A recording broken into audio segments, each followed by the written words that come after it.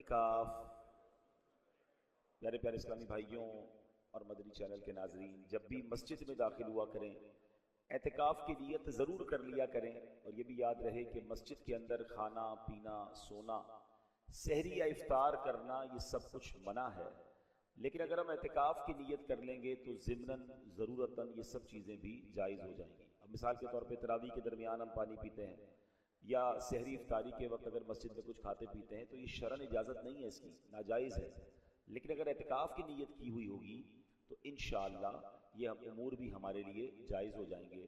درود پاک پڑھنے کے بے شمار فضائل و برکات ہیں۔ میرے آقا مدینے والے مصطفیٰ صلی اللہ تعالی علیہ وسلم کا فرمان عالی شان ہے، اجعلونی فی وسط الدعاء وفی اولہ وفی آخرہ، مجھے دعا کے درمیان، شروع اور آخر میں رکھو، یعنی تم مجھ پر اپنی دعا کے شروع، درمیان اور آخر میں درود بھیجو۔ یعنی درود پاک یہ وہ وظیفہ ہے کہ اگر دعا کے شروع میں، دعا کے درمیان میں، دعا کے آخر میں پڑھ لیا جائے تو انشاءاللہ یہ ہماری دعاؤں کی قبولیت کا سبب بن جاتا ہے۔ وہ دعا مستجاب ہوتی ہے جس میں ہوتا ہے ضم درود و سلام، بالیقین سب سے افضل و اعلیٰ ذکر شاہ امم درود و سلام، طاعتیں سب اسی سے ہیں مقبول، طاعتوں میں اتم درود و سلام۔ تو ہمیں چاہیے کہ خوب درود پاک پڑھتے رہا کریں، اور ویسے بھی آج جمعہ کا دن ہے اور ہم یہ حدیث ہر جمعے کو ریپیٹ کرتے ہیں کہ حدیث پاک کا خلاصہ ہے، جو جمعہ کے دن 200 بار درود پاک پڑھے اس کے 200 برس کے گناہ معاف کر دیے جاتے ہیں۔ صلو علی الحبیب صلی اللہ تعالی علی محمد صلی اللہ علیہ وسلم۔ الحمدللہ ویسے تو ہماری مسجد میں عام دنوں میں جو دوسرا جمعہ ہوتا ہے وہ 3 بجے ہوتا ہے، ماہ رمضان میں یہ جمعہ انشاءاللہ عزوجل 3:30 بجے ادا کیا کرے گا۔ اللہ کی رحمت ہے کہ ہمیں ایک بار پھر اس نے ماہ رمضان عطا فرمایا، اور یہ وہ مہینہ ہے جو عظمتوں والا، رحمتوں والا، برکتوں والا ہے۔ یا خدا ہم عاصیوں پر یہ بڑا احسان ہے، زندگی میں پھر عطا ہم کو کیا رمضان ہے، ابر رحمت چھا گیا ہے اور سما ہے نور نور، فضل رب سے مغفرت کا ہو گیا سامان ہے۔ یا الہی تو مدینے میں کبھی رمضان دکھا، یا الہی تو مدینے میں کبھی رمضان دکھا، مدتوں سے دل میں یہ عطار کے ارمان ہے۔ مدینے یہ جو ماہ رمضان ہے اس کی فضیلتیں حدیثوں میں کیسی بیان ہوئی کہ رمضان کریم کی پہلی ہی رات سے آسمانوں کے دروازے کھول دیے جاتے ہیں اور آخری رات تک بند نہیں ہوتے۔ جو بندہ ماہ رمضان کی رات میں نماز پڑھتا ہے، اللہ عز و جل اس کے ہر سجدے کے بدلے میں اس کے لیے 1500 نیکیاں لکھتا ہے، اور اس کے لیے جنت میں سرخ یاقوت کا گھر بناتا ہر سجدے پر۔ اب جو لوگ تراویح میں بعض اوقات ڈنڈی مار رہے ہوتے ہیں کہ یار کم تراویح پڑھ لیں، 5-6 روزہ تراویح پڑھنے کے بعد لوگ کہتے ہیں اب تراویح چھوڑ دینی چاہیے، بلکہ کچھ لوگ سوشل میڈیا پہ آ کر یہ بات کر رہے ہوتے ہیں کہ جناب تراویح تو سنت ہے، نہ پڑھیں کوئی مسئلہ نہیں، لیکن اگر یہ اعلان کر دیا جائے کہ پوری 20 رکعت پڑھنے والے کو ایک DHA کا پلاٹ دیا جائے گا تو مجھے بتائیں کوئی 19 پڑھے گا؟ اچھا پھر لوگ شاید یہ بھی کہیں کہ حضرت رمضان کے بعد بھی کوئی اسکیم ہے تو اس کے بعد بھی ہم پڑھنے کے لیے تیار ہیں۔ 20 رکعت کی بات نہیں ہو رہی، ہر سجدے پر میرے آقا فرما رہے ہیں ہر سجدے پر جنت میں سرخ یاقوت کا محل دیا جائے گا۔ 20 رکعت میں 40 سجدے ہوتے ہیں۔ آپ سوچے تو صحیح کہ ہمارے تو لاٹری نکل آئی ہے، ہمیں تو صرف تراویح نہیں، تراویح اور نمازوں کے علاوہ، فرض نمازوں کے علاوہ اور نوافل بھی پڑھنے چاہیے اور سجدے کرنے چاہیے۔ اللہ وہ دن لائے ہم اوابین بھی مغرب کے بعد پڑھیں، رات تہجد بھی پڑھیں، فجر کے بعد جب سورج طلوع ہو جائے اس کے 20 منٹ بعد اشراق و چاشت بھی پڑھیں، ہر سجدے پر اتنا ثواب، سبحان اللہ۔ اللہ پاک کے آخری نبی علیہ السلام نے فرمایا جب رمضان کریم کی پہلی رات آتی ہے تو اللہ پاک میری امت کی طرف رحمت کی نظر فرماتا ہے، اور جس کی طرف اللہ پاک نظر رحمت فرمائے گا اسے کبھی عذاب نہ دے گا۔ رمضان کریم میں افطار کے وقت روزانہ 10 لاکھ گناہ گاروں کی مغفرت کر دی جاتی ہے۔ اور جمعے کا دن کتنا امپورٹنٹ ہے رمضان میں، اب سنیے، شب جمعہ اور روز جمعہ یعنی مغرب جمعرات کی مغرب سے لے کر جمعے کی مغرب تک ہر گھڑی میں 10 لاکھ لوگوں کی مغفرت کر دی جاتی ہے۔ اور یہ وہ لوگ ہوتے ہیں کہ جن پر جہنم واجب ہو چکی تھی، یعنی گناہوں کے سبب جہنم واجب تھی، اور رمضان کی برکت سے جمعہ کا دن آیا، ہر گھڑی 10-10 لاکھ بخشے جا رہے ہیں۔ تو آج ہم مسجد میں بیٹھے ہیں، اللہ کے گھر میں بیٹھے ہیں، مجھے ایسا محسوس بھی ہو رہا ہے کہ کچھ لوگ شاید جلدی اس لیے آ گئے کہ وہ 3 بجے جمعہ انہوں نے سمجھا ہوگا، اب سوچ رہے ہوں گے یار یہ تو آدھا گھنٹہ ہمارا ضائع ہو گیا۔ آپ کا آدھا گھنٹہ ضائع نہیں ہوا، یہ آپ کا آدھا گھنٹہ اللہ کے گھر میں گزر رہا ہے۔ میرا تو مشورہ ہے اگلے جمعے بھی یہی کیجیے گا۔ کیوں کہ جو جمعہ کے دن جلدی آتا ہے، حدیث پاک کے مطابق اسے اونٹ صدقہ کرنے کا ثواب ملتا ہے۔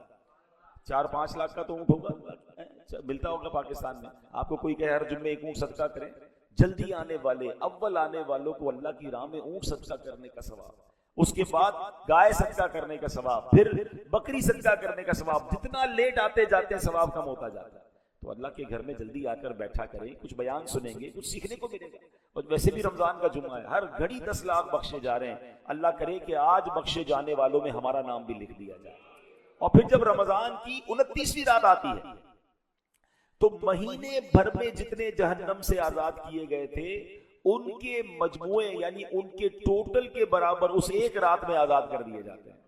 پورے مہینے میں تو کروڑ بخشے گئے، 29ویں جب رات آئے گی انشاءاللہ تو پھر جتنے پورے مہینے میں بخشے گئے اس کا ٹوٹل کر کے رمضان کی آخری رات وہ بھی بخش دیے جاتے ہیں۔ تو اللہ کریم اس مہینے کا ہمیں خوب احترام کرنے کی توفیق عطا فرمائے، اس مہینے میں خوب نیکیاں کرنے کی توفیق عطا فرمائے۔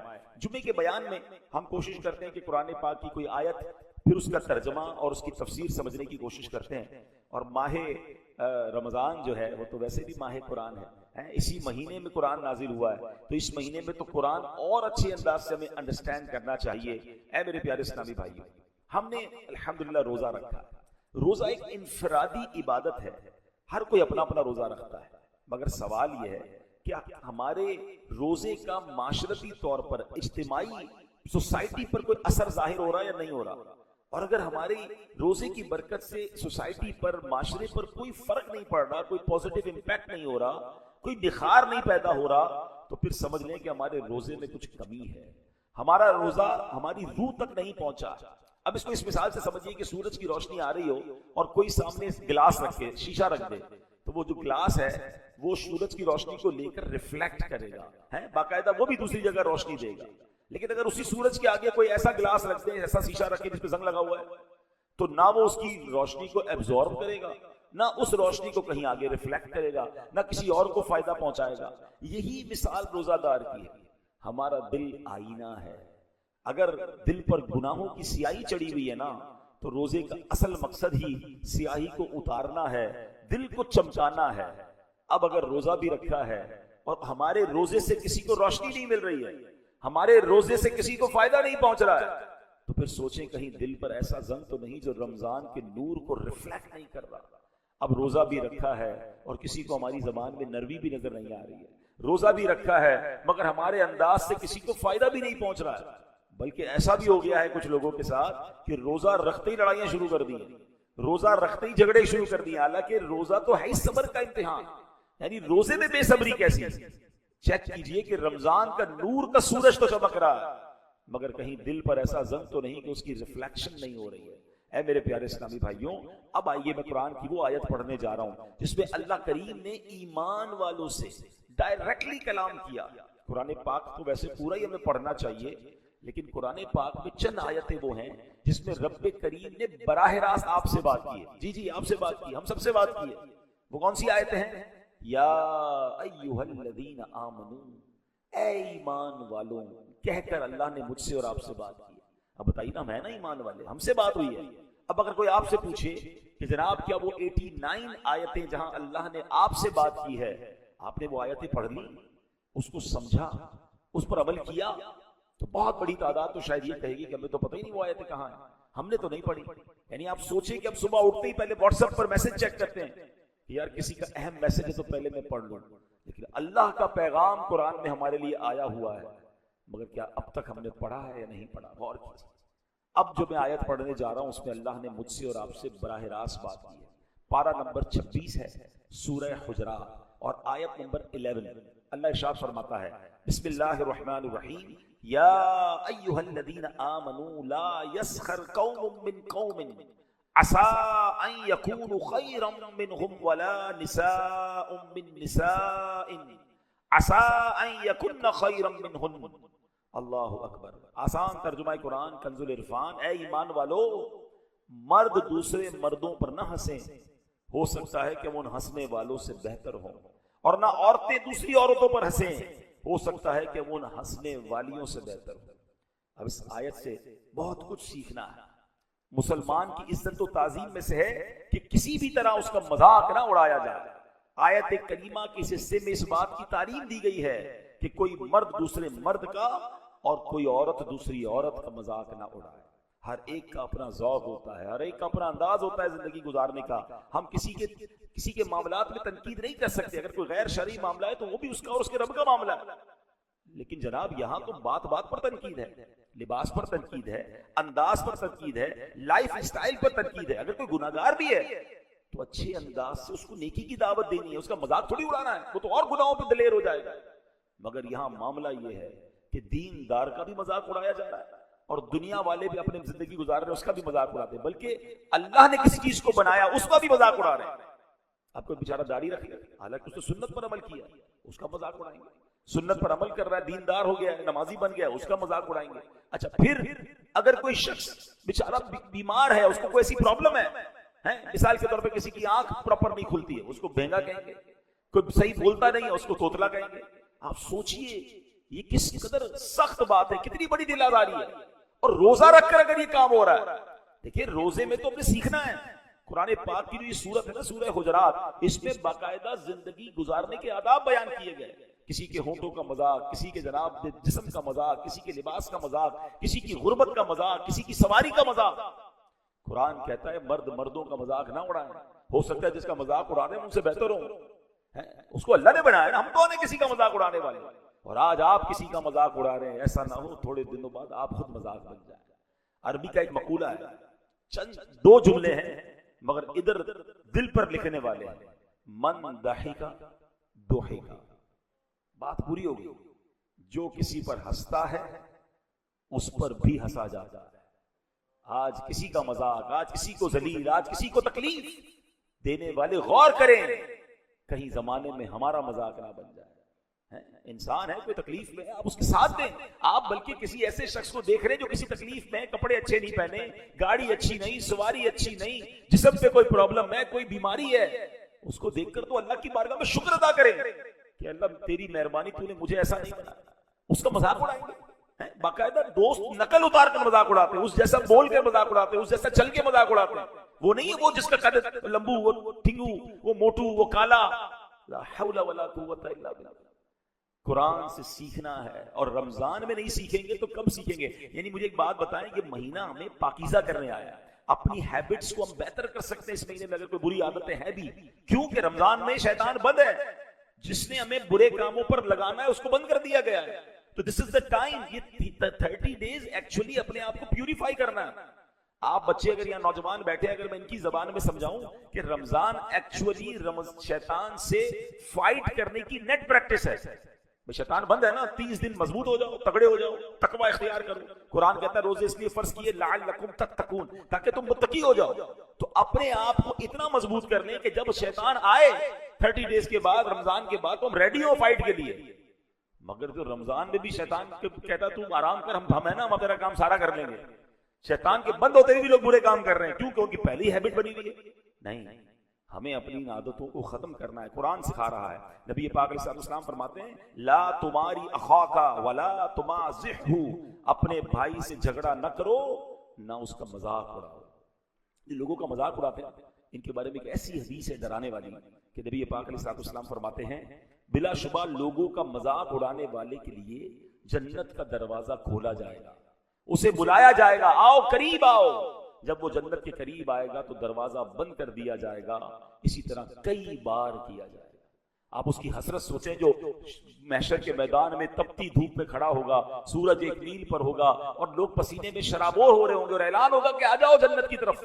اس کی خوشی کا عالم کیا ہوگا. مگر جب جنت کے دروازے پر پہنچے گا تو وہ دروازہ بند کر دیا جائے گا، اس کو دوبارہ بلایا جائے گا، دوبارہ بند کر دیا جائے گا. وہ لوگ سوچیں کسی کی بیل بجا کر بھاگ جاتے ہیں، اسے تکلیف دیتے ہیں، کسی کی گاڑی کی چابی چھپا دی. یہ دوستوں میں عموماً عام ہوتا ہے. یاد رکھیے وہ مزاح جو تکلیف دہ ہے، وہ مزاح جس سے انسان کو تکلیف پہنچتی ہے، حرام، جہنم میں لے جانے والا کام ہے۔ ایک ایسا مزاح ہوتا ہے جس میں تیرے مسکراہٹوں کا تبادلہ ہو گیا، کوئی اچھی بات کر لی مگر اس میں جھوٹ نہیں ہے، اس میں دل آزاری نہیں ہے، وہ ٹھیک ہے، لیکن باقاعدہ تکلیف پہنچائی جاتی ہے، جھوٹی خبر دی جاتی ہے تمہارے والد کا ایکسیڈنٹ ہو گیا ہے، وہ بیچارہ روتا ہوا گھر پہنچتا تو پھر بعد میں ہنستے ہیں کہ ہم تو مذاق کر رہے تھے، اور اس بنا پر بعض اوقات ایکسیڈنٹ ہو جاتے ہیں لوگوں کے، وہ بیچارہ جلدی گاڑی چلاتا ہے کہ والد ہاسپٹل میں، والدہ ہاسپٹل میں۔ یہ کیسا مذاق ہے؟ مذاق جس میں تکلیف پہنچے۔ مزاح اور چیز ہے کہ آپ نے کوئی ایسی بات کی کہ سامنے والا بھی مسکرایا، آپ بھی مسکرا دیں۔ سبحان اللہ، سرکار دو عالم علیہ السلام کی طبیعت میں بڑا پیارا ایک سافٹ انداز تھا کہ نبی پاک کبھی کبھی ایسی گفتگو فرماتے کہ صحابہ کے چہروں پر مسکراہٹ آ جاتی۔ ایک صحابیہ آ کر نبی پاک سے عرض کرتی ہیں حضور مجھے اونٹ عطا فرمائیے، نبی پاک فرماتے ہم تو تمہیں اونٹ کا بچہ دیں گے۔ ہیں کہتی حضور میں اونٹ مانگ رہی ہوں، آپ مجھے اونٹ کا بچہ دیں گے؟ آقا فرماتے ہم آپ کو اونٹ کا بچہ دیں گے۔ جب تھوڑی دیر ہو گئی تو سرکار علیہ السلام نے فرمایا کوئی بھی اونٹ اگر تمہیں دیا جائے گا وہ اونٹ کا بچہ ہی ہوگا نا۔ اب بتائیں اس میں کوئی دل آزاری والی بات تو نہیں، مگر پوری محفل میں مسکراہٹوں کا تبادلہ ہو گیا۔ بلکہ سچی باتیں میں دیکھ رہا ہوں یہاں بھی کئی چہروں پر مسکراہٹ آ گئی ہے، یعنی سبحان اللہ، میرے آقا کا انداز دیکھیں، 1400 سال بعد بھی امت مسکرا رہی ہے۔ تو ایسا کام کرے نا کہ بھئی مسکراہٹ آئے نہ کہ تکلیف پہنچائے، تو مذاق نہیں اڑانا، یہ اللہ کو سخت ناپسند ہے۔ تو اے میرے پیارے اسلامی بھائیوں، اب اسی جناب آگے چلتے ہیں کہ اب تانا دیتے ہیں کچھ لوگ۔ حضرت عبداللہ علامہ عبد المصطفیٰ اعظمی رحمۃ اللہ تعالی علیہ فرماتے ہیں اہانت اور تحقیر کے لیے، کسی کو ذلیل کرنے کے لیے زبان یا اشاروں یا کسی اور طریقے سے مسلمان کا مذاق اڑانا حرام اور جہنم میں لے جانے والا کام، یعنی نظر سے بھی مذاق نہیں اڑا سکتے۔ دیکھا نا، بولیں گے بھی نہیں کچھ، اشارے سے اگلے کو ذلیل کر رہے ہوں گے، دو دوست مل کر تیسرے کو، یہ بھی حرام ہے۔ اب ذرا غور کر لیجیے۔ اب آگے چلتے، قرآن آگے کیا کہتا ہے؟ وَلَا تَلْمِزُوا أَنفُسَكُمْ، اور آپس میں کسی کو تانا نہ دو، یعنی زبان یا اشارے کے ذریعے ایک دوسرے پر عیب نہ لگاؤ، کیونکہ مومن ایک جان کی طرح ہے، جب کسی مسلمان پر عیب لگایا جائے گا تو گویا اپنے اوپر ہی عیب لگایا جائے گا۔ کبھی کسی کو تانا نہ دیں، غریب کو غربت کا تانا نہ دیں، اللہ اکبر، کسی کو کسی کی جناب خاندان کے اس کی جو کیا کہتے ہیں برادری کا تانا نہ دیں، کوئی ٹھیلا لگاتا ہے اسے ٹھیلا لگانے کا تانا نہ دیں، جس کے یہاں صرف بیٹیاں ہوں اسے بیٹیاں ہونے کا تانا نہ دیں۔ ارے بیوی کو لوگ تانا دیتے ہیں کہ تیرے یہاں تو بیٹا ہی نہیں ہوتا، بیچاری کسی عورت کے یہاں اولاد ہی نہیں ہو رہی، اس کو بے اولادی کا تانا دیتے ہیں۔ کوئی بندہ بیچارہ کاروبار میں نقصان کر جائے اس کو اس کا تانا دیتے ہیں۔ قرآن کہتا ہے تانا نہ دو۔ اے میرے پیارے اسلامی بھائیوں، نبی پاک علیہ السلام کی حدیث سنیے، بہت لعنت کرنے والے، بہت تانے دینے والے قیامت کے دن نہ گواہ ہوں گے نہ شفیع۔ حالانکہ اس امت کو یہ سبحان اللہ شرف حاصل ہے کہ سرکار علیہ السلام کی امت قیامت کے دن گزشتہ انبیاء کرام کی گواہ بھی ہوگی، یعنی یہ گواہی دے گی کہ انہوں نے اپنی امتوں کو تبلیغ فرما دی اور گناہ گاروں کی شفاعت کرنے والی بھی ہوگی، مگر جو مسلمان تانے دینے والا ہوگا وہ نہ گواہ ہوگا نہ شفیع ہوگا۔ تانے کی ٹونٹ کرنے کی عادت نکال دیں۔ اچھا، تانا دینے والا پسند بھی کسی کو نہیں آتا، آپ بھی دیکھ لیں، آپ کو ایسا دوست ایسا بندہ کبھی اچھا نہیں، جب جاؤ اس کے پاس کوئی تانا ہی ہوگا۔ ایسے بندے کو گھر مہمان بنا لینا تو گھر پر آ کر پھر گھر کا انسپیکشن شروع کر دیں گے، یار ابھی تک پردے نہیں بدلے، ابھی تک وہی پرانے صوفے ہیں، یار تم خرچہ ہی نہیں کرتے ہو یار۔ بندہ کہ یار میں نے گھر میں مہمان بلایا تو انسپیکٹر بلایا، کسی کے گھر جا کر بھی تانے دے کر آئیں گے؟ نہیں جناب، تانا دینے والے کو دنیا میں بھی کوئی پسند نہیں کرتا، اللہ کے یہاں تو وہ ناپسند ہے، دنیا میں بھی لوگ دور رہتے ہیں۔ تو اپنے اندر جو ہے وہ خوشبو لائیے، اپنے اندر سافٹنس لائیے، لوگوں سے ملیں، انہیں خوش کر کے آئیں، نہ کہ ملاقات کر کے تکلیف پہنچا کر آئیں۔ تو اللہ کرے کہ ہم ان عادتوں کو چھوڑ دیں۔ اسی آیت میں ایک تیسرا ادب بیان ہوا، یہ ماہ رمضان میں یہ سنتے جائیے اور اپنے دل سے اپنی عادتوں سے ان برائیوں کو دور کرتے جائیے۔ قرآن کہتا ہے وَلَا تَنَابَزُوا بِالْأَلْقَابِ، اور ایک دوسرے کے برے نام نہ رکھو۔ سیدنا مفتی محمد نعیم الدین مراد آبادی اس آیت کے تحت لکھتے ہیں، یعنی وہ نام جو انہیں ناگوار معلوم ہو ان ناموں سے نہ پکارو، جیسے کسی کو لمبو، موٹو، کالو وغیرہ کہہ کے پکارتے ہیں، نام رکھ دیتے ہیں۔ اچھا، ہم بازو کو پتہ ہے کیا کہتے ہیں؟ میرے دوست کو میں لمبو کہتا ہوں، اس کو برا نہیں لگتا، اس کو آپ کے سامنے برا نہیں لگ رہا، وہ آپ کے سامنے اظہار نہیں کر رہا، ہو سکتا ہے اکیلے میں جا کے آنسو بہاتا ہو کہ یا اللہ میرے کو ایسا قد دیا میرا لوگ مذاق اڑاتے ہیں، مجھے ایسا موٹا بنایا کہ لوگ میرا مذاق اڑاتے ہیں، میرا رنگ کالا کیا اللہ میرے کو لوگ کالو کہتے ہیں۔ کیوں کہتے ہو بھائی؟ اللہ نے بنایا۔ اگر آپ کے ساتھ ایسا نہیں ہے تو آپ کو تو شکر ادا کرنا چاہیے، مگر کچھ لوگوں کے نام رکھتے ہیں۔ قرآن کہتا ہے برے نام نہ رکھو، ان کو ایک دوسرے کے برے ناموں سے نہ پکارو۔ اچھے ناموں سے لوگوں کو پکارنا چاہیے. اب اللہ اکبر, آگے قرآن پاک اسی آیت میں ایک اور برے عمل سے ہمیں بچا رہا ہے. ٹونٹ, ہمیں تنبیہ کی جا رہی ہے, ہمیں وارن کیا جا رہا ہے. کیا فرمایا؟ یا ایھا الذین آمنوا اجتنبوا کثیرا من الظن ان بعض الظن اثم. اے ایمان والو, بہت زیادہ گمان کرنے سے بچو, بے شک کوئی گمان گناہ ہو جاتا ہے. اب اس آیت کے تحت کیا ہے؟ تفسیر صراط الجنان میں ہے, آیت کے اس حصے میں اللہ پاک نے مسلمانوں کو بہت زیادہ گمان کرنے سے منع فرمایا, کیونکہ بعض گمان ایسے ہیں جو محض گناہ نہیں ہیں. لہذا احتیاط کا تقاضا یہ ہے کہ گمان کی کثرت سے بچا جائے. اب گمان کی 3 قسمیں. نمبر 1 واجب, اللہ پاک کے ساتھ اچھا گمان رکھنا واجب ہے. اللہ جو کرے گا بہتر فرمائے. لوگ تو اللہ سے ہی بدگمان ہو گئے, معاذ اللہ, کہ یار معاذ اللہ کہنے میں بھی ہمت نہیں پڑ رہی کہ اللہ ہماری سنتا نہیں ہے, میرے لیے تو کچھ ہوتا ہی نہیں ہے. ارے اللہ سے ہی بدگمان ہو گئے. اللہ جو فرمائے گا بہتر کرے گا. یہ واجب ہے کہ اللہ سے اچھا گمان رکھا جائے, کیونکہ حدیث قدسی میں ہے, حدیث قدسی کا خلاصہ ہے کہ میں اپنے بندے کے گمان جیسا اس کے ساتھ معاملہ کرتا ہوں. آپ اچھا گمان کریں, آپ کے ساتھ اچھا معاملہ ہوگا. کچھ لوگ کہتے ہیں نا یار برے وقتوں کے لیے پیسے بچا کے رکھو, کمیٹی ڈالتے ہیں, BC ڈالتے ہیں. اس کا مطلب آپ برے وقتوں کا انتظار کر رہے ہیں؟ نہیں, آپ جو یہ کہتا ہے اس کے ساتھ برا وقت آنے والا ہے, ریڈی رہیے.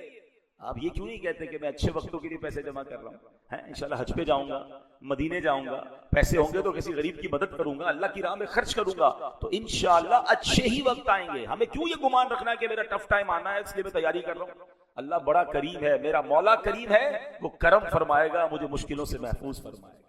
اللہ کے ساتھ اچھا گمان رکھنا یہ واجب ہے. نمبر 2 مستحب, یعنی نیک مسلمان کے ساتھ اچھا گمان رکھنا. کوئی بندہ چہرے سے نیک نظر آ رہا ہے, اس کے ساتھ اچھا گمان رکھیں, اس کی ٹو میں نہ پڑیں, یہ مستحب ہے. اور ایک گمان حرام جو ہمارے یہاں بہت زیادہ عام ہو گیا, اور وہ کیا ہے کہ اللہ پاک کے ساتھ برا گمان رکھنا, یوں ہی کسی مسلمان کے لیے بدگمانی کرنا, یہ حرام ہے. اب مسلمان کے ساتھ بدگمانی تو ایسی دماغ میں فٹ ہو گئی ہے. مثال دیتا ہوں, کسی کو فون کیا, اس نے فون نہیں اٹھایا. ہاں بھائی بڑا آدمی ہو گیا ہے, اب کدھر سے فون اٹھائے گا, مطلب ہوتا ہے تو فون اٹھاتا ہے. کسی کے گھر گئے, بیل بجائی, بچے نے آ کر کہا ابو نہیں ہے, اندر بیٹھا ہوگا جھوٹ بول رہا ہے. یعنی ہماری سوئی نیگیٹو سے شروع ہوتی ہے. بھائی کیا ہر فون آپ بھی اٹھاتے ہیں؟ ابھی آپ مسجد میں بیٹھے, ہو سکتا ہے آپ کا فون سائلنٹ ہو, بج رہا ہو, تو آپ بھی تو نہیں اٹھائیں گے. نماز پڑھیں گے تو نہیں اٹھائیں گے, واش روم جائیں گے تو نہیں اٹھائیں گے. تو جب آپ کسی موقع پر آرام کرتے ہوئے فون نہیں اٹھاتے, تو ہو سکتا ہے یار اپنے بھائی کو کال کر رہے ہیں, وہ نہیں اٹھا رہا, وہ آرام کر رہا ہوگا, وہ نماز پڑھ رہا ہوگا, وہ تلاوت کر, اس کو مارجن تو دیں. مگر اسٹارٹ ہی بدگمانی سے ہے, اور یہ بدگمانی بعض صورتوں میں حرام, جہنم میں لے جانے والا. ہر معاملے میں بدگمانی ہے. کوئی رو رہا ہے دعا کے اندر, شیطان دیکھیں ہمیں رونا نہیں آ رہا, لیکن کسی کو روتے ہوئے دیکھ کر ہاں دکھاوا کر رہا ہے, بہت چیٹر آدمی. ارے وہ اللہ کی بارگاہ میں رو رہا ہے, آپ بدگمانی کا گناہ کما رہے ہیں. آپ سوچیں تو صحیح, ہو کیا گیا؟ یہاں تک کہ کوئی عمرے اور حج پہ جائے نا, 2 نمبر کے پیسوں سے جا رہا ہے. یار آپ کے پیسے لے کر گیا, وہ جانے, اس کا رب جانے. لیکن یہ ایسی بیماری اندر آ گئی ہے جو ہمیں اندر ہی اندر ہمارے لیے گناہوں کا میٹر چل رہا ہے, اور ہم کہیں برباد نہ ہو جائیں. حدیث پاک سنیے, میرے آقا فرماتے ہیں اپنے آپ کو بدگمانی سے بچاؤ, کہ بدگمانی بدترین جھوٹ ہے. نیگیٹیوٹی ختم کریں, حسن ظن رکھیں, پازیٹیو ہو جائیں. لوگوں کی خوشیوں میں خوش ہونا سیکھیں. کسی کو گھر ملا ہے تو آپ بھی انجوائے کریں کہ اللہ نے اس کو گھر دیا, اللہ اور دے. اس کو گھر ملا ہے, آپ نے کیلکولیشن شروع کر دی, یار یہ پیسے کدھر سے آئے, کوئی نہ کوئی چکر چلایا ہوگا. یار آپ آڈیٹر ہیں, آپ اس کا گھر کا حساب کرنے بیٹھ گئے. کیوں؟ اچھا گھر کچھ نہیں سکو گے, اگر اللہ نے نصیب میں لکھا ہے اللہ اور گھر دے گا اس کو. یہ جلنے والا بیچارہ حسد میں جلتا بھی رہے گا اور بدگمانی کا گناہ بھی کمائے گا. تو حسن ظن رکھیں, پازیٹیو رہیں. بڑا پیارا جملہ ہے, اگر یاد کر لیں کہ حسن ظن میں کوئی شر نہیں اور بدگمانی میں کوئی خیر نہیں. آپ پازیٹیو رہیں, آپ بہت انجوائے کریں گے لائف کو, آپ کو ٹینشن نہیں ہوگی. لیکن جو بدگمانیاں پال کے بیٹھے نا لوگوں کے بارے میں, اسی لیے آگے قرآن کہتا ہے ولا تجسسوا. ایک اور پرابلم بتایا کہ پوشیدہ باتوں کی جستجو نہ کرو, تو میں نہ رہو. لوگ دوربین لگا کے رکھتے ہیں, یہ اٹھتا کتنے بجے, سوتا کتنے بجے, دن میں جاتا کدھر ہے. اس دن یہ ڈیفینس میں نظر آیا تھا, کیا کر رہا ہوگا یار, یہ ادھر اس کی گاڑی کھڑی تھی, کوئی نہ کوئی پلاننگ ہوگی. ہمیں کیا پرابلم ہے, ہمیں کیوں تجسس ہے لوگوں کے ٹو میں پڑنے کا, یہ فلاں کے ساتھ کیوں کھڑا, باتیں کیوں کر رہا ہے. یعنی کچھ لوگ تو اتنے تجسس والے ہیں کہ ان کو دیکھ کر اگر ہم مسکرائے نا تو کہتا ہے لگتا ہے مجھے دیکھ کر مسکرا اس لیے رہا ہے, کوئی نہ کوئی پلاننگ ہی کر رہا ہے. اچھا کسی دن نہ مسکرائے تو کہتا ہے لگتا ہے بہت میرے خلاف ناراض ہو گیا ہے, اب کچھ اور پلاننگ کر رہا ہے. بندہ کہے یار اس کو دیکھ کے مسکراؤں یا چپ رہو. ہر بات میں کوئی نہ کوئی نیگیٹیوٹی ہے. ولا تجسسوا, قرآن کہہ رہا ہے پوشیدہ باتوں کی جستجو نہ کرو. مثال کے طور پہ کسی کو کہنا ہے رات بھر جاگتے ہو، لگتا ہے فجر نہیں پڑھتے ہو. یار آپ کو کس نے اجازت دی کہ آپ اس کے بیڈ روم میں داخل ہو جائیں اور اس سے پوچھیں کہ کیا وہ کر رہا ہے؟ وہ جانے، اس کا رب جانے. لوگوں کی عیب تلاش نہ کریں. اللہ اکبر. مسلمانوں کی عیب جوئی یعنی اس کے عیب تلاش کرنا حرام ہے. ہاں اگر نوکر رکھنا ہے یا کسی کی کہیں شادی ہونے والی ہے اور وہ کسی سے پوچھتا ہے کہ یار میں یہاں رشتہ کروں، تو وہاں بتانا چاہیے کہ بھئی یہ پرابلم ہے. یہ ایک اجازت دی شریعت نے کہ بھئی اس بندے کو جاب پہ مت رکھو، میرے ساتھ بھی چیٹنگ کر کے گیا ہے. کوئی کاروبار میں ہم سے پوچھ رہا ہے کہ میں فلاں جگہ پیسے دے دوں، کاروبار کروں، اور آپ کو پتا ہے کہ اس بندے کے کاروبار میں یہ مسئلہ ہے، تو آپ بتا دیں کہ یار یہ کاروبار میں میرے ساتھ بیڈ ایکسپیرینس ہوا تھا، آپ احتیاط کر لیں. اتنی شریعت نے اجازت دی ہے. مگر شریعت کی الحمدللہ خوبصورت باؤنڈری دیکھیں کہ آپ سے کوئی پوچھتا ہے کہ میں فلاں سے کاروبار کروں، تو آپ اس کو صرف کاروبار کا مسئلہ بتائیں گے. یہ نہیں بتائیں گے کہ جناب یہ راتوں کو وہاں بھی جاتا ہے، دن کو یہ بھی کرتا ہے، فلاں سے دوستی بھی ہے، فلاں غلط کام. آپ کو ان تمام چیزوں کو جواب بتانے کی اجازت نہیں ہے. جتنا سوال، جتنی ضرورت، اتنا عیب بتائیں گے. کیوں؟ کیونکہ حدیث پاک میں آتا ہے جو کسی اپنے مسلمان بھائی کا عیب تلاش کرے گا، اللہ پاک اس کا عیب ظاہر فرما دے گا. اور اللہ پاک جس کا عیب ظاہر فرما دے تو اسے رسوا کر دیتا ہے، اگرچہ وہ اپنے گھر کے اندر چھپ کر بیٹھا. آپ سوچئے کسی کا عیب کھولیں گے تو کل ہمارا عیب کھل سکتا ہے. اے میرے پیارے اسلامی بھائیوں، جو کسی مسلمان کے عیبوں پر پردہ ڈالتا ہے، اللہ پاک قیامت کے دن اس کے عیبوں پر پردہ رکھے گا. اگر آپ اور میں چاہتے ہیں کہ میرے عیب چھپے رہیں، اگر پتہ بھی چل جائے نا کسی مسلمان کا عیب، تو ڈھک دیں، چھپائیں نہ بتائیں. آج کل تو سوشل میڈیا کا زمانہ ہے، کسی کا عیب پتہ چلا فوراً شیئر کرنا ہے. فوراً جناب پتہ چلا اس کے بیٹے کا یہ مسئلہ ہو گیا، پتہ چلا اس کی بیٹی نے یہ کر دیا، پتہ چلا اس کی دکان پر فلاں چھاپا پڑ گیا، ہاں اس کے ساتھ یہ معاملہ ہو گیا. کیوں؟ ارے کل ہمارے عیب کھل گئے، ہم کدھر جائیں گے؟ اگر چاہتے ہیں کہ دنیا اور آخرت میں عیب چھپے رہیں تو لوگوں کے عیب چھپائیں. تو میں نے خیر چند باتیں عرض کی ہیں. اے میرے پیارے اسلامی بھائیوں، یہ رمضان ہمیں پاکیزہ کرنے آیا ہے، تو اسی رمضان میں ان عادتوں کو نکالیے، بلکہ ہر اس عادت سے اپنے آپ کو بچائیے جس سے ہم گناہوں میں مبتلا ہو جاتے ہیں. ایک بات آخر میں عرض کر دیتا ہوں کہ جس طرح عام جگہوں پر گناہ کرنا غلط ہے، مگر کوئی مسجد میں آ کر گناہ کرے تو لوگ کیا کہیں گے؟ خدا کا خوف کرو یار، مسجد میں گناہ کر. کوئی پاکستان میں گناہ کرے غلط ہے، لیکن کوئی مکے میں جا کر گناہ کرے وہ اور شدید ہو جاتا ہے. اسی طرح کوئی عام دنوں میں گناہ کرے وہ غلط ہے، مگر رمضان میں گناہ کرنا یہ اللہ کے غضب کو زیادہ دعوت دینے والی بات ہے، اللہ کو ناراض کرنے والی بات ہے. یعنی شیطان بند، نیکیوں کا اجر بڑھا دیا گیا اور تم پھر بھی رمضان میں گناہ کر رہے ہو. تو یہ گناہ کیوں ہوتے ہیں؟ ہماری عادتیں گناہوں والی بنی ہیں. جس کی جھوٹ بولنے کی عادت ہے، جس کی موبائل پر میوزک اور بے پردہ عورت اور طرح طرح کی ویڈیوز دیکھنے کی عادت ہے، جس کی جناب لڑائی جھگڑے کی عادت ہے، جس کی حرام روزی کی عادت ہے. رمضان تو آ گیا، شیطان بند ہو گیا، مگر وہ عادتیں کیری کر کے رمضان میں آ گیا ہے.